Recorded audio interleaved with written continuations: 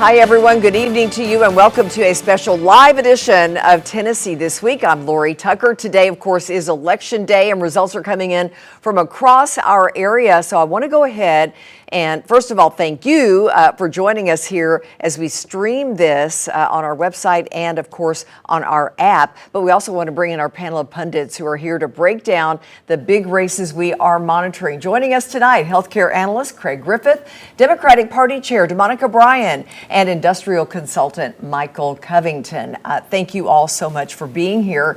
We have a lot to talk about. First of all, an upset in the Knox County mayor's race for the primary, a victorious Betsy Henderson winning the Republican primary will face off against Bo Hawk. I'm going to start with you because you're our special guest sitting in for Courtney Piper. What did you think when you heard this and about your candidate's chances? Does this open things up a little bit for him? I was actually very surprised. I thought that we were going to be talking about Larson J tonight. I really did. As far as the impact that's going to have on Bo's campaign, I absolutely think that Knox County is going to have a Democratic mayor. Very interesting. Okay, you heard it right here. We're waiting to hear from Betsy Henderson. She spoke just a moment ago, and our producer will let me know when we have that sound interview with her. But in the meantime, you've been very vocal about Larson J, Michael, but you've also been really high on Frazier. So what are your thoughts right now? My thoughts are that I'm a little surprised that Kim Frazier didn't do better in the numbers. I am also surprised that Betsy Henderson answered every challenge that I could come up with in terms of her viability. She answered every single challenge with flawless effectiveness. I am impressed with how she has ended this race, and I'm not surprised that Larson lost, but wow, he ran a long, hard race. I tip my hat to the effort he put into it. And let's talk more about that, Craig. He announced really early, a couple of years ago, and I think we were one of the first to interview him when he said, hey, I'm going to run, I'm going to do this. Raised the most money by far. By far. So what does that tell everybody? What happened? It takes a lot of energy and effort to sustain a campaign, especially over a 2-year period.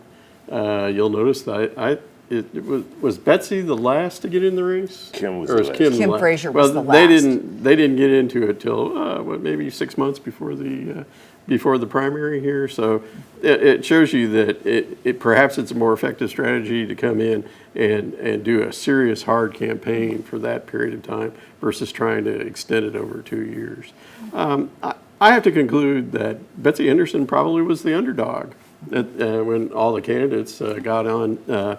Online in this race, because the other two candidates had already run countywide and had countywide name recognition. So I think that she went into this in the underdog. And if I was a betting man, which Lori, you know I'm not, but if I was a betting man, Betsy Henderson hammered the other two candidates with the no new tax pledge. No new taxes, endorsement after endorsement after endorsement, and some thought that the issue with Tim Burchett and some confusion there, no endorsement, would hurt her a little bit. Clearly, though, she made a splash, and it made a difference. And I think in this age of affordability issues and things like that, the no new tax pledge was, and she used that against both of them. If you'll notice, in the ads that she sent out, it was Larson and Kim together with Betsy saying, both of these people have voted for tax increases and I won't. And that resonated. I think that was a very effective campaign too. All right, let's take a moment. Let's listen to both of them. Let's hear first from Betsy Henderson. Thank you so much, Knox County.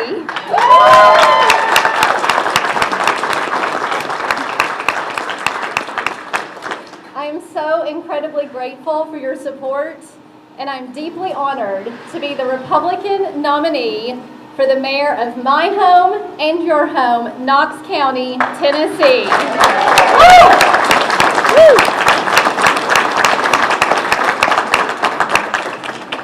I want want to thank Commissioner Larson Jay and Commissioner Kim Frazier. Every time someone puts their name on the ballot, it is a testament to our democracy. From the very beginning, this campaign was about you, the taxpayers of Knox County. As Republicans, we believe that when government gets out of the way, families and small businesses thrive.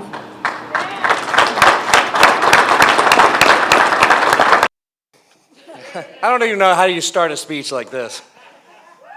Thank you, Knox County. Thank you to all my friends and family and everybody who's here.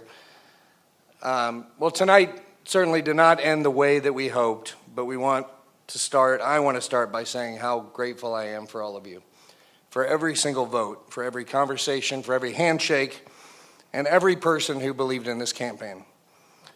Serving as your commissioner and running for mayor of Knox County has been one of the greatest honors of my life. I've had the chance to connect with people from all over the county, from every corner of the community, folks who care deeply about their families, their neighborhoods, and a future that we are all building together. That gives me a lot of confidence in where we're headed, no matter the outcome of tonight's race. All right, now that's those candidates. We just heard not long ago, and this is on social media, from Congressman Tim Burchett. You're looking at it right here. I rescued this little gal just before dark. I'll call her Betsy. Gosh darn, isn't that cute? You guys are uncharacteristically quiet about this.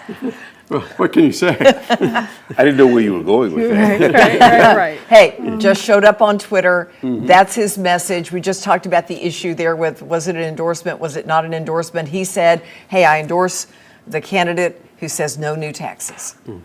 Yeah, it's and as we've talked about on Tennessee This Week before, I think the value of endorsements is way overbooked.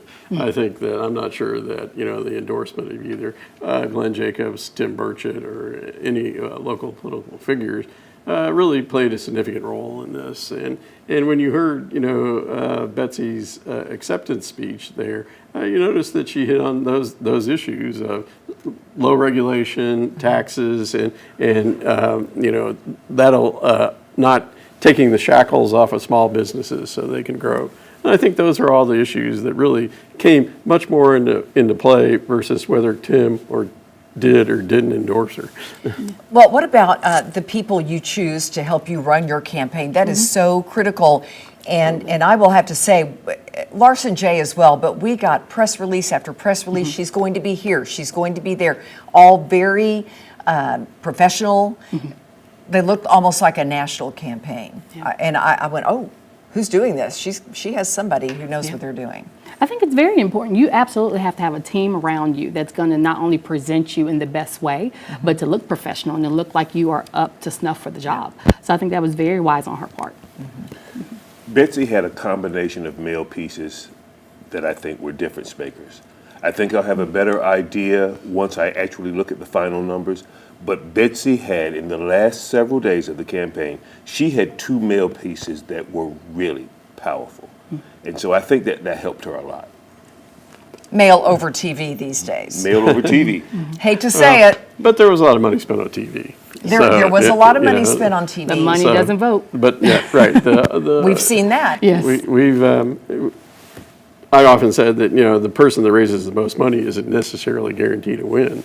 So I think that we've seen that in this campaign, and we've also seen some interesting things. All the candidates in this race for county mayor in the last several weeks actually loaned their campaigns money out of their personal pocket, which I'm having difficulty figuring out exactly what that means. Was it a reaction to Larson J's large haul and fundraising, or are people not donating to campaigns as much anymore?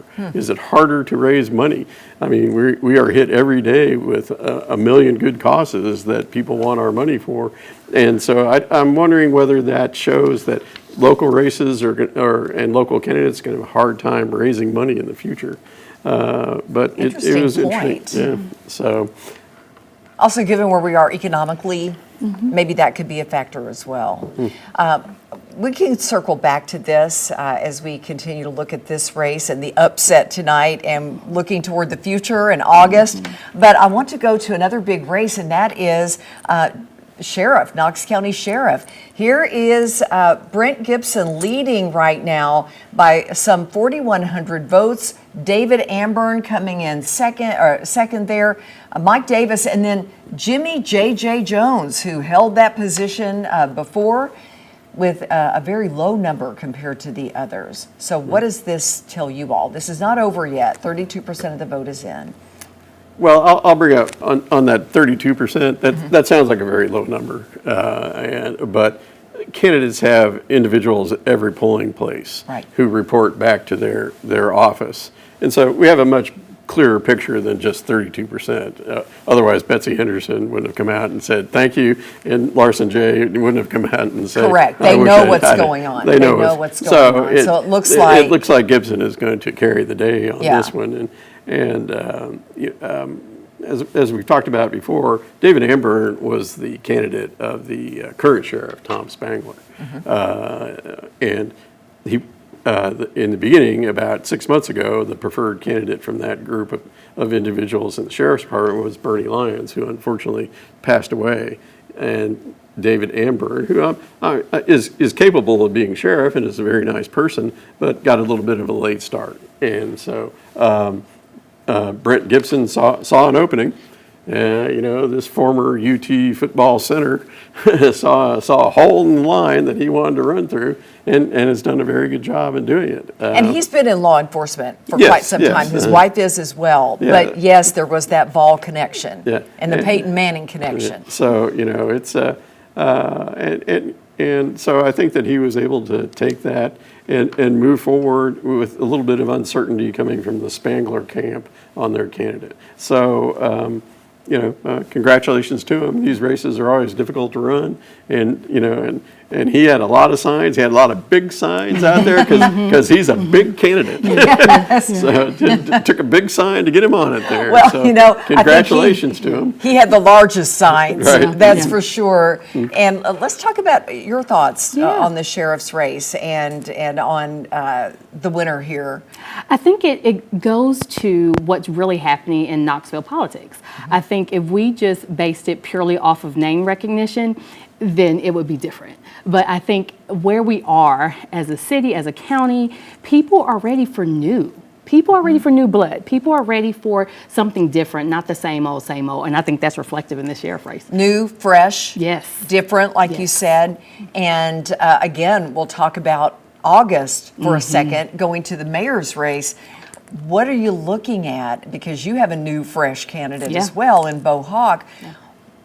Can you divulge any of your hopes or plans, perhaps, for really getting him out there? Well, she's already said he's going to win. I was about to say, I'm hoping. We definitely want to know how you're going to make that happen. Can't take that one back. No, I cannot. I stand on it firmly. We're recording this. I think when we talk about new and fresh, it's not only just new ideas and fresh thoughts. It's people who can connect to the community. And so with Bo, he can do that. He's young and all the things, but he's willing to put in the work. He spends his days trying to figure out how to bring costs down. He spends his days talking to different groups of people to get what's really happening, what are your concerns, how can we fix those. So I won't divulge his plans, but I will say is that he's talking to people and he's curating those plans around what the community is asking him to do. You can't blame me for trying. I cannot, Lori, I can't. That's part of my job, I know. Let's talk about Knox County trustee for a moment. We're going to jump around because there's a lot going on with all these races. But Nick McBride is in the lead. Is that shocking to anyone? Not in the least. No, not at all. Given the controversy over Justin Biggs. Over Justin Biggs, I think he could have done the community a favor by not running. Agreed. But he did. And Nick McBride is well known throughout the county and has been active in Republican circles for years. So I think that doesn't surprise me at all. Comes down to trust in the trustee's office. All right, let's hear from Nick McBride now. Thank you all. Thank you from the bottom of my heart. I appreciate your confidence in me as being your next Knox County trustee. As a Republican nominee, I look forward to the election between now and August. The August election is very important. I look forward to working with the mayor-elect from the Republican Party, Betsy, and her campaign, and making sure that all the Republicans win come August, the general election. So there we have it. Just heard from him. He looks forward to working with Betsy Henderson. So they're already forming a union, if you will. Nick McBride will do a good job as trustee. He has been preparing for this for some time. He's going to do a fine job if he prevails in August. If he prevails.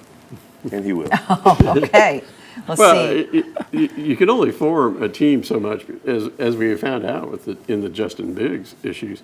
You know, these constitutional offices are really a fiefdom to their own out there with very little oversight from the county mayor. So he may work together with Betsy and everything, but if, you know, expansion, contraction of the number of people in his office and things like that is totally up to him, and with very little oversight from either the county mayor or the county commission.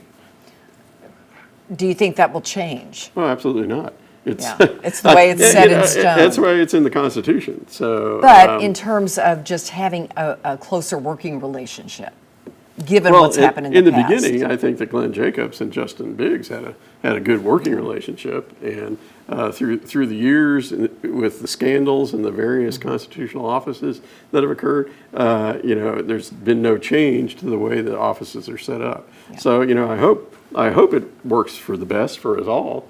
But there's no impetus to change the constitutional office's status.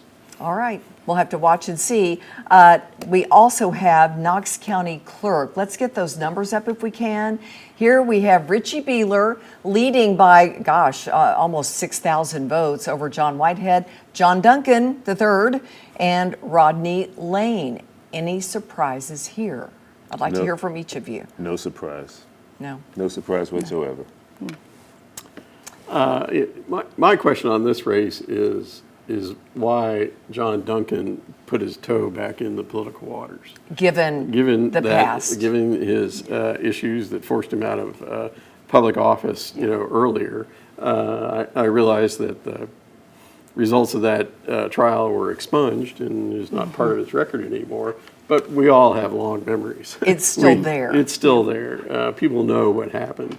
And I'm just somewhat surprised that he tried again to run for, you know, again, another constitutional office where, you know, there's very little oversight on it. And, you know, and it didn't turn out well for him. I don't know whether he thought the name, you know, which and his dad walking side by side with him. Yes, I mean, the family supported him through the whole ordeal, and supported him in this. But he really didn't he didn't try to raise any money. You know, he loaned himself money, or his family loaned him money for the campaign, but didn't try to go out and establish a base of support. What does that say? Does that say his heart's not really in it? I can't speak for him. I know you can't. I can just say that, you know, it surprised me that, you know, that he put his toe back in the political waters. But, you know, he's a nice gentleman, has a lovely family. You know, I think that, you know, I don't know that we'll see him again on a ballot anymore. Anyone else before we move on? I think the electorate got it right this time. I don't think the electorate has gotten it wrong so far, but in this particular race, the electorate got it right. Very interesting evening so far. Let's move on to County Commission at large, seat 11. Garrett Holt is the victor here over Liz Tombras. Let's hear from Garrett Holt. First of all, I just want to say thank you to everybody that came out and supported today. Thank you for participating in Knox County elections. I am extremely excited to have the opportunity to be a Republican nominee for County Commission at large, seat 11, and hopefully represent each and every one of you sitting in this room and standing in this room right now. You know, this has been a long journey for me, something I've always been incredibly passionate about. And this is my home, this is your home, this is our home. I think the most important thing now for myself and every other candidate that has come up here and will come up here is let's get together as Republicans and go to August And let's win big. Let's keep Knox County red. And most importantly, let's keep pushing Knox County forward and make this county the best county in the entire state of Tennessee. All right, thoughts about Garrett Holt? That one doesn't surprise me either. I think he ran last cycle and did fairly well. That's not surprising. He knows what he's doing as far as like his infrastructure that he has for his campaign, so that's not surprising. What about in August? He'll be going home. Lori, every time you ask me about a candidate, I'm consistently going to tell you, we are going to do a very good clean sweep of August. You have worked very hard in getting more Democrats out there, and there have been more Democrats in the races this time. Not in all, obviously, but more. Has that thinned the Republican herd a little bit, or at least are you seeing some signs that it may be headed that way in some races? And I have. I think what we have that is different, I think this cycle that we're running, is that we're running candidates that are real world, have real experience, have lived experience, and really know what's going on. Gone are the days where people can just run off of their name, as we see with Duncan.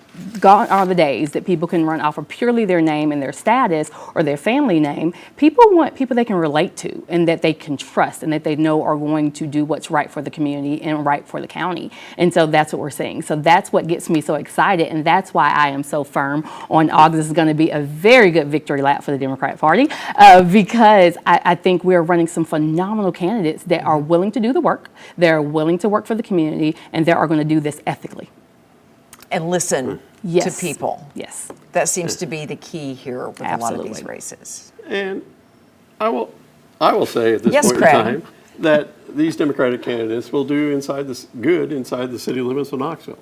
But when they get to the donuts surrounding Knoxville and Knox County, they'll be crushed.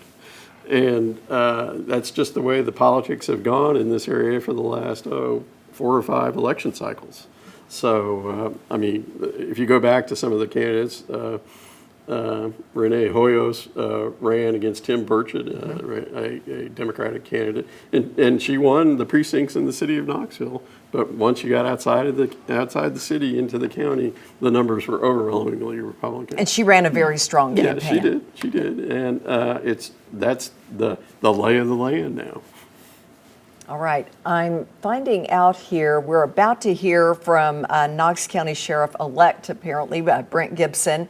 He's not quite ready to start speaking yet, but we're going to be on standby for that. He's coming up to the podium right now. Can we take that live shot? Here we go. As I said, big fella. Yes. Hello, Knox County. I'd like to invite my family up to the stage and my pastor, if you wouldn't mind. Just entertain me for a second. Justin, where you at? If you're having trouble hearing him, he called his family up and his pastor, so that's why we haven't heard the speech start just yet. Here they come. His wife also works with the sheriff's office.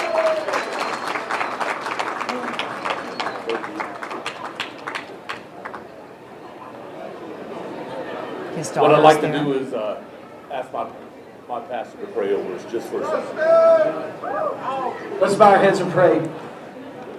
Father, we come before you on this night just to thank you for your goodness and for your mercy. Lord, we thank you for the privilege that we have to be gathered in this county. Lord, we thank you for the honor that we have to get to exercise our right to vote and choose the people that lead.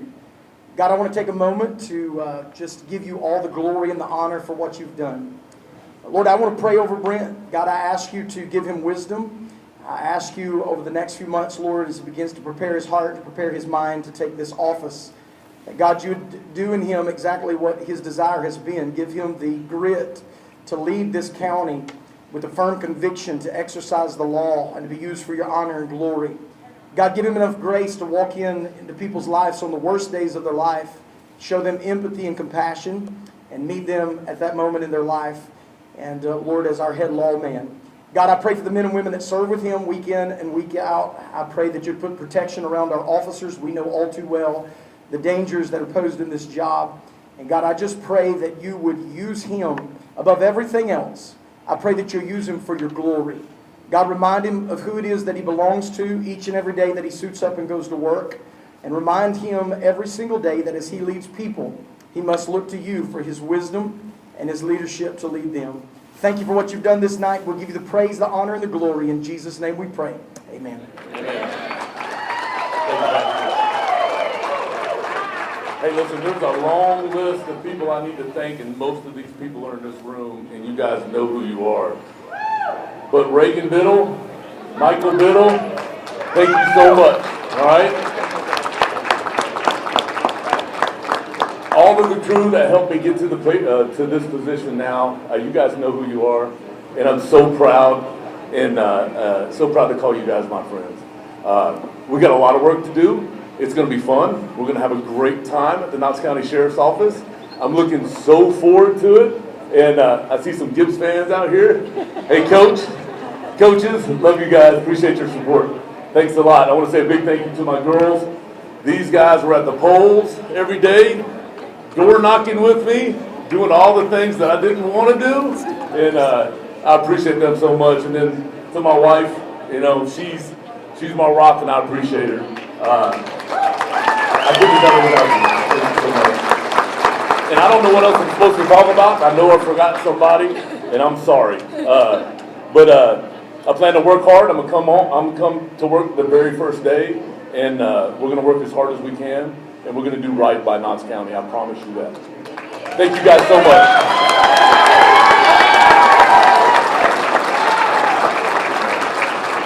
So there we have Sheriff-elect Brent Gibson, because there were only Republicans running, so he's the winner.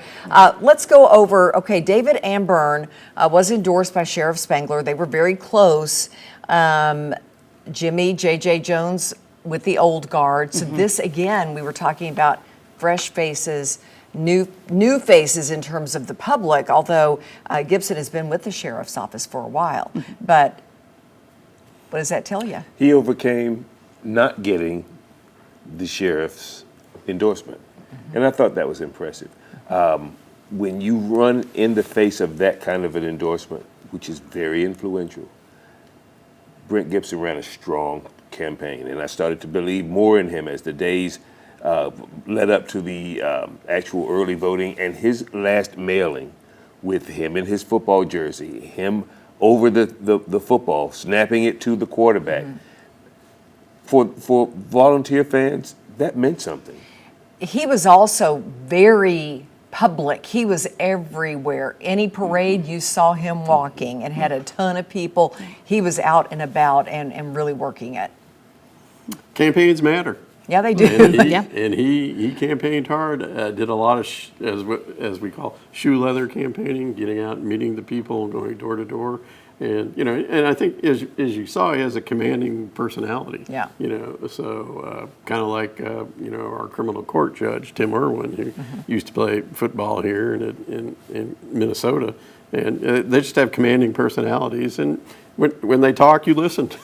Well, and especially for a job like that. Right. And money was never an object. No. Yeah. Interesting. All right, on that thought, stay with us, everyone. We're going to take a quick break, but we will be right back to talk about more races, including Anderson County Mayor's race. Stay with us.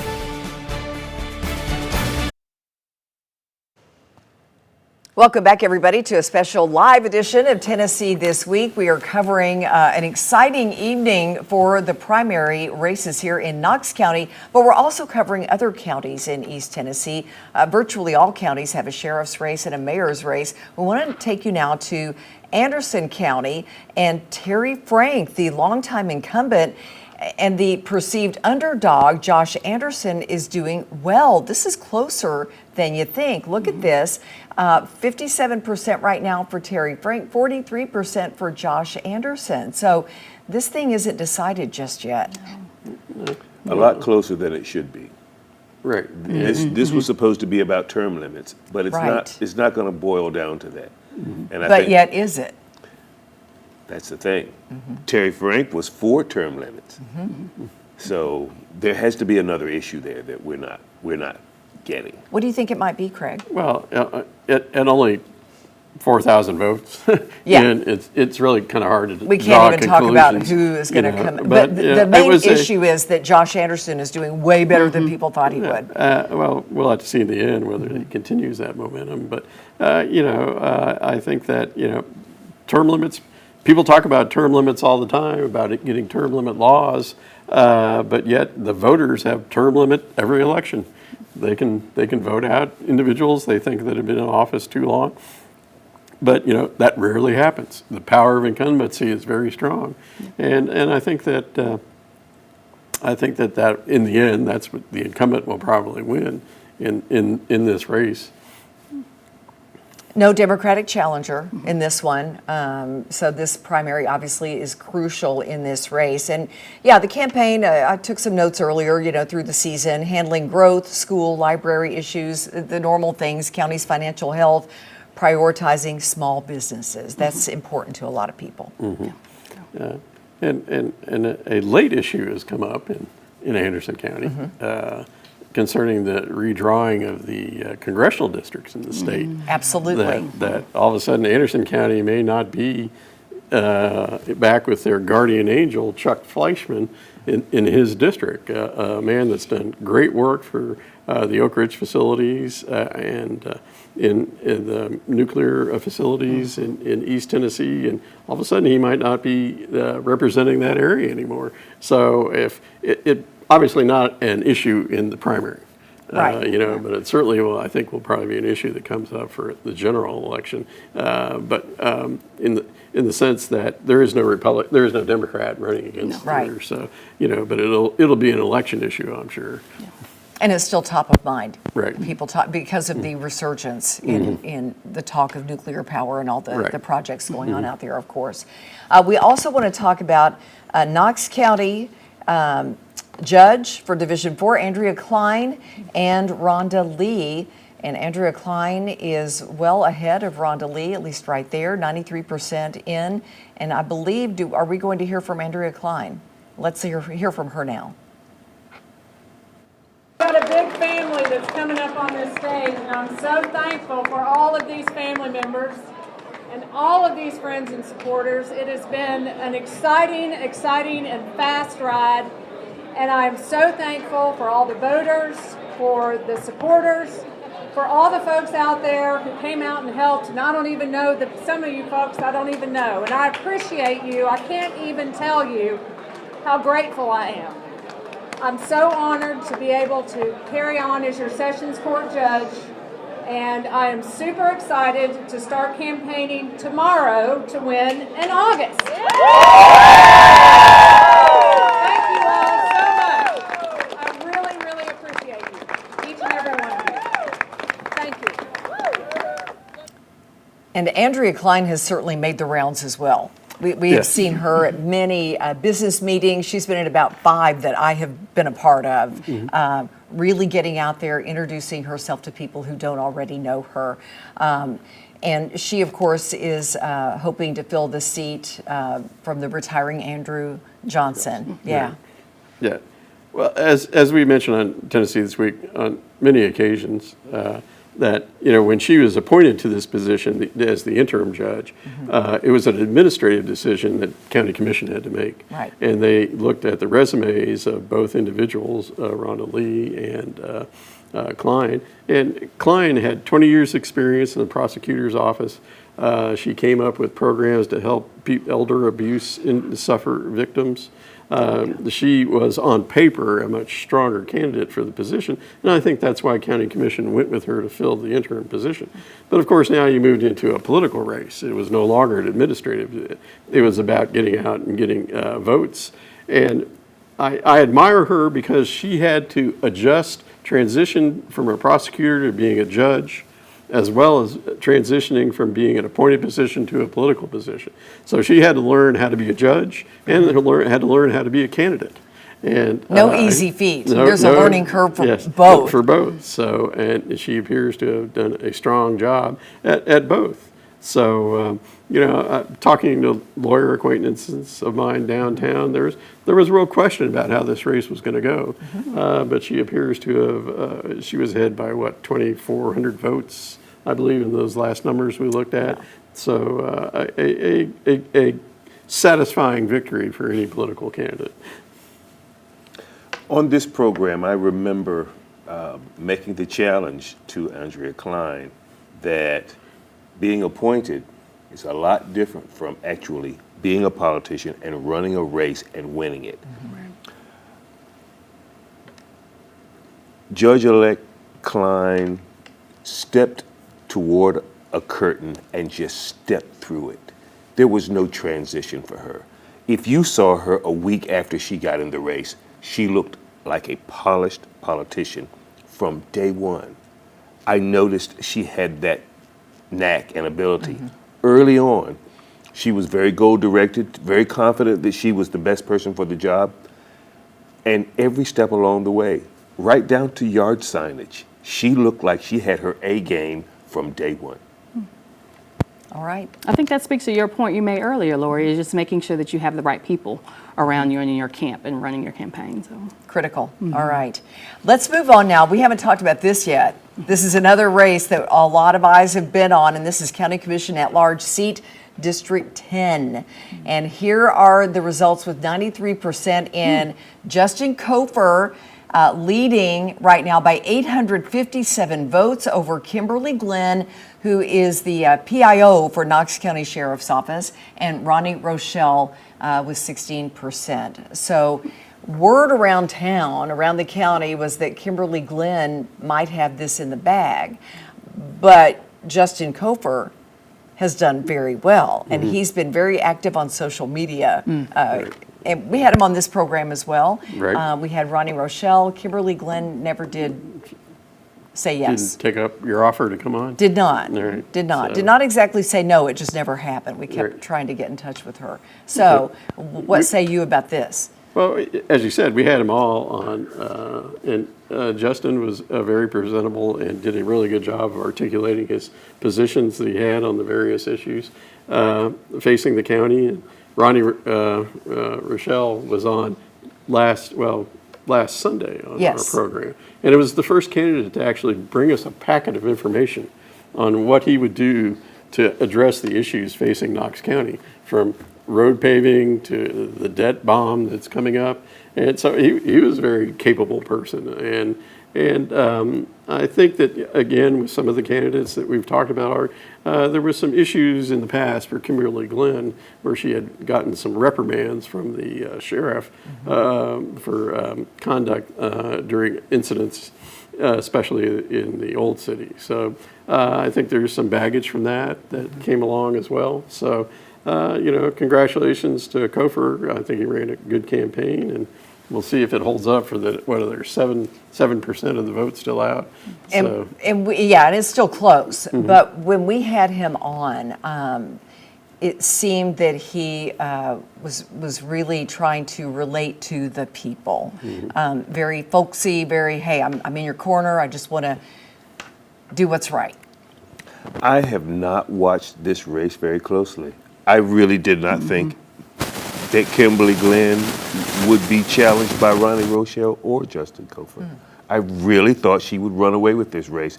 And the fact that it is this close with 93% in makes me wonder what happened along the way. There has to be more to it than he was just goal-directed and ran a strong campaign. I'm not seeing that. I'm not seeing that from him.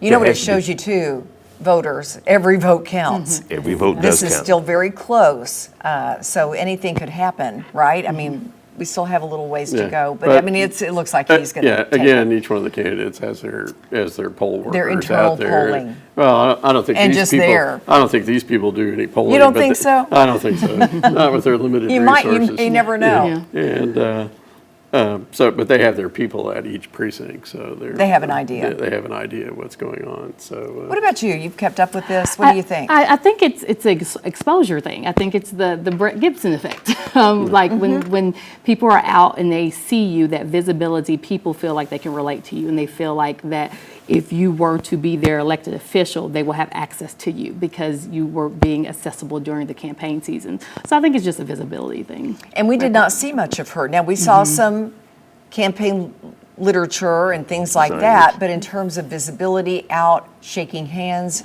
didn't see a lot of that. Kimberly Glenn ran Tom Spangler's election campaign. Correct. His race was decided within minutes of the polls closing when he ran the first time.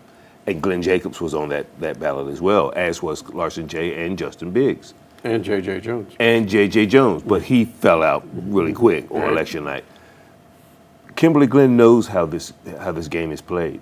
The fact that she didn't come and take an opportunity to be with us on this set surprised me, because she could have helped herself, but she opted out of it. Especially as a spokesperson for the entity she represented. That's Again, why you're I'm not sure she surprised. wanted to be questioned about those issues that she faced that required reprimands from the sheriff. So That's for you to say, not me. That's and I just said it. You did. So and she might have thought, I don't need to. As Michael said, she's been experienced in different campaigns and probably thought, well, maybe I won't run the risk of losing votes by coming on and answering questions. I'll just continue to do my campaign, and I've heard radio ads for her, and I've gotten I've seen email ads and text ads for her.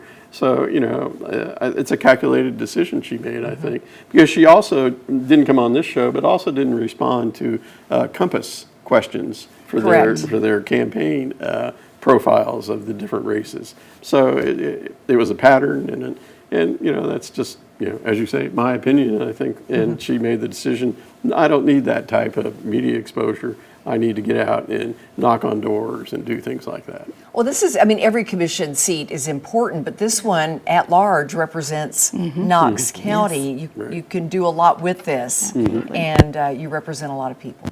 Right. She knows how to play at the county level. She played a different game. Right. All right. We're going to keep it right there. We have a few minutes left in this program. Stay with us, everyone. We will be right back. We're going to talk about Blount County Mayor, so don't go anywhere. Welcome back, everyone. Election evening in East Tennessee. We're glad you're with us. I'm Lori Tucker, along with our panel of pundits. We've been talking about a lot of races and some upsets tonight. Some were quite unexpected, but we will also want to go to some outlying areas. So let's take a look now at Blount County Mayor. Let's see the results for that race.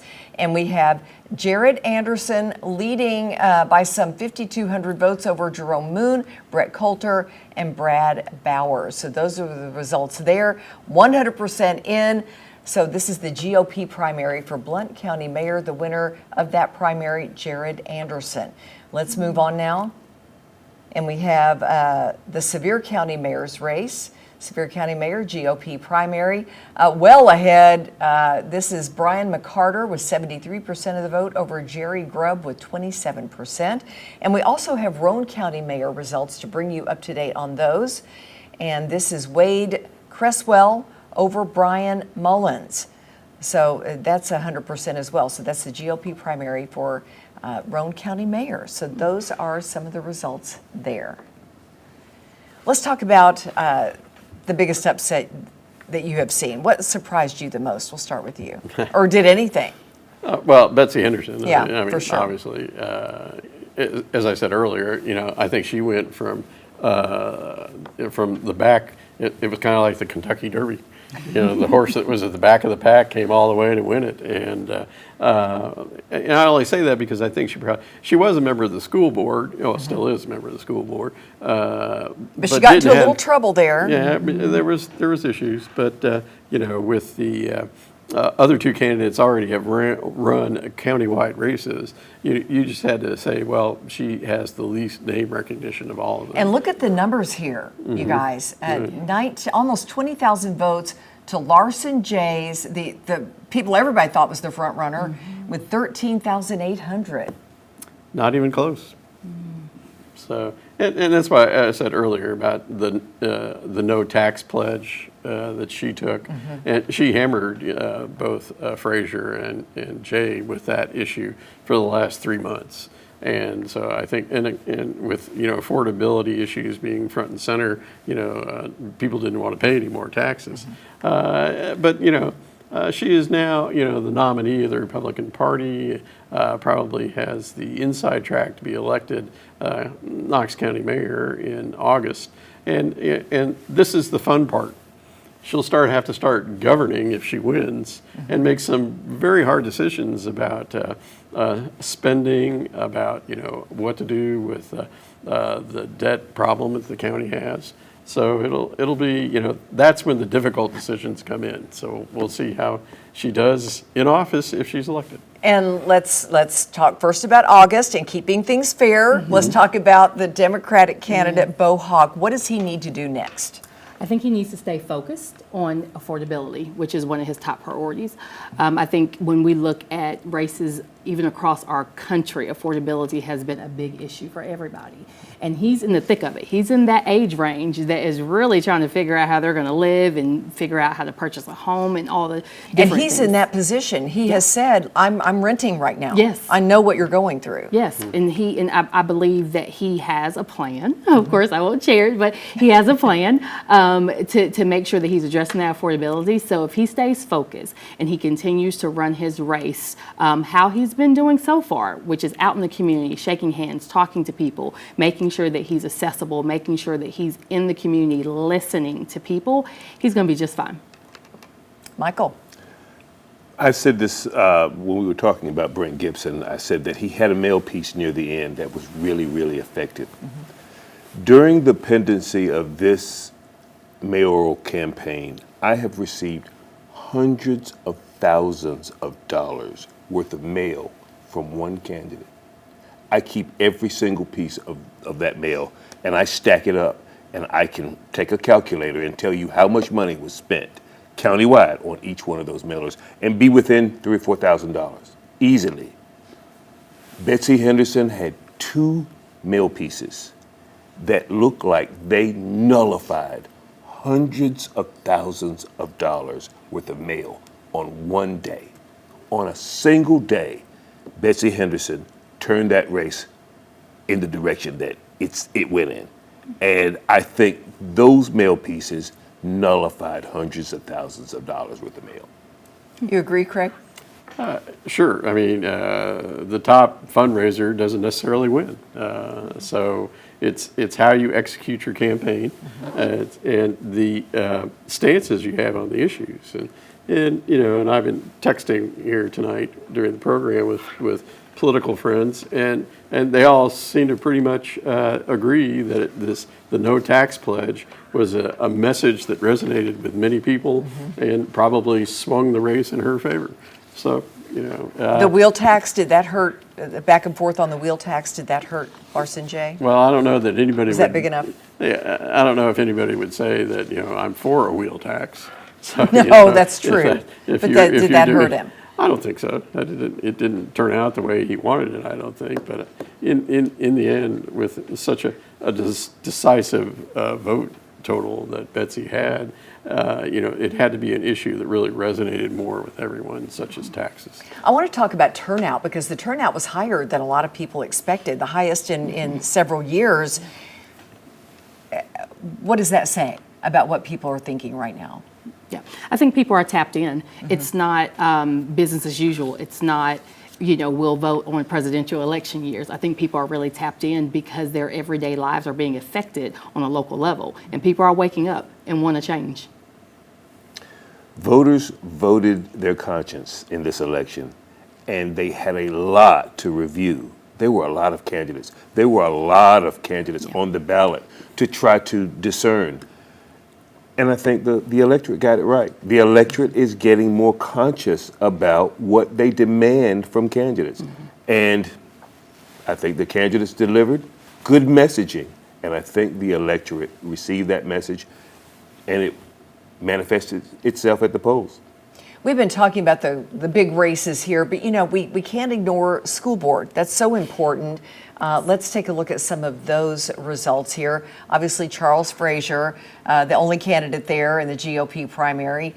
In the Democratic primary, Breonna Holloway with 49%, John Butler 34%, and O.T. Harris coming in with 17%. Weigh on that, DeMonica.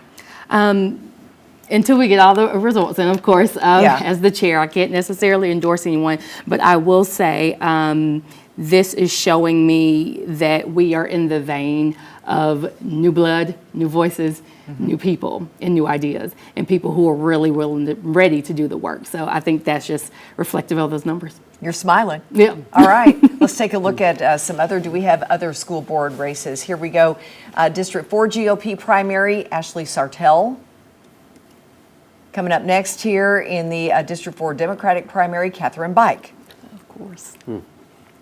District 6 GOP primary, Leanne Eves, really working to get her name out there, has been in education for a long time. Kevin Creto with 40%, followed by Terry Summer with 4%. Here's the next one, District 7 Democratic primary, Amy Fenner. Oops, only one, Amy Fenner. Yeah. Doubled up there. Right. And then District 9, a GOP primary for the Knox County School Board, and this is Bill Sofield over Christy Christie. Is this a surprise to you? Now, the 92% are in. It's not over yet. He's leading by 63, very, very close. Right. Christie's the incumbent. Right. Yeah. And there are some very close races on the ballot. Yes, there are. This one, for example, and then the Gina District Oster? 3, Gina Oster versus Sherry Super. That race, let's see, let me get my finger, is only 11 votes. 11 votes. So, And Gina's the incumbent there. Gina's the incumbent. So a little bit of anti-incumbency showing up in some of these races. So It would seem that way. Yeah. So it'll be interesting to see. Now, actually, I think that is 100%. So Yeah, we have 100% in. That is Gina Oster, Sherry Super with 2,008 votes, and Gina Oster with 1,997 votes. There you shows have you, it. getting back to what was said earlier by Michael, every vote counts. Every vote absolutely counts. Right. So We are getting ready to look at those results so you there at home can see them close up. We're putting them together now. Okay, 11 votes for leading by Sherry Super is leading by 11 votes over Gina Oster. It's a 50-50 nose to nose. 100% in though. 100% in. Sherry if there are Super. any, what are those? Provisional ballots. Yes. We don't know if there's how many of those are out there. So. And about how long does that take? Oh, they have to have it done by when? Next Tuesday? Next Tuesday. I know it takes about a week. Yeah. Okay. So we'll see if that makes a difference here. But again, Gina Oster, the incumbent here, it looks to be there's an upset here in the GOP primary for Knox County Commission District 3. Let's take a look now as we continue here. District 7 GOP primary, Barry Beeler over Justin Mash and Buddy Burkhart. Any surprises here for anyone? Not really. I mean, Buddy Burkhart is former chair of the GOP. Correct. Knox County GOP. So I would have thought he would have had a little bit more support, but Barry Beeler ran a very good campaign. All right, let's move on. Any more numbers to share? Okay, let's go back now. What does Larson J. do now? He continues his current seat. Yes, till September. Till September. Do you think he has a future if he so decides, or is this it for him in politics? Well, I think that there will be a moment of reflection, and which is needed because, as we had mentioned, he threw his heart and soul into this race for the last 2 years. He sure did. So I think there will be a moment of reflection for him to see, what is out there, what potential other offices he could run for, or whether he'll concentrate on continuing his career. So he has some decisions to make. So, and I'm sure he'll advise us of what's going on. I'm sure he will. We only have a little bit of time left. Final word from you all. I think this was a very surprising night of votes, and I think that we, of course, have our work cut out for us, but I think as a party, we got some upsets coming in August. All right, and about 20 seconds, Michael. Really looking forward to these signs coming up out of the ground and going For a couple away. of months. You're not alone. Yeah, for a couple Oh of my months at least. gosh. Make the signs go away. Some have blocked a few driveways. They need to come down. Yes, take the All signs right. down. Everyone, thank you so very much for being with us. Thank you all for weighing in. It has been an exciting night and something that was totally unexpected in some cases. Be sure to stay tuned on air for Bo Williams and Elena Verdine on WATE. They'll have the latest coming up in a few minutes at 11 o'clock. The views of guests on Tennessee This Week are their own and do not represent the views of WATE 6, On Your Side, or Nexstar Media Group Incorporated.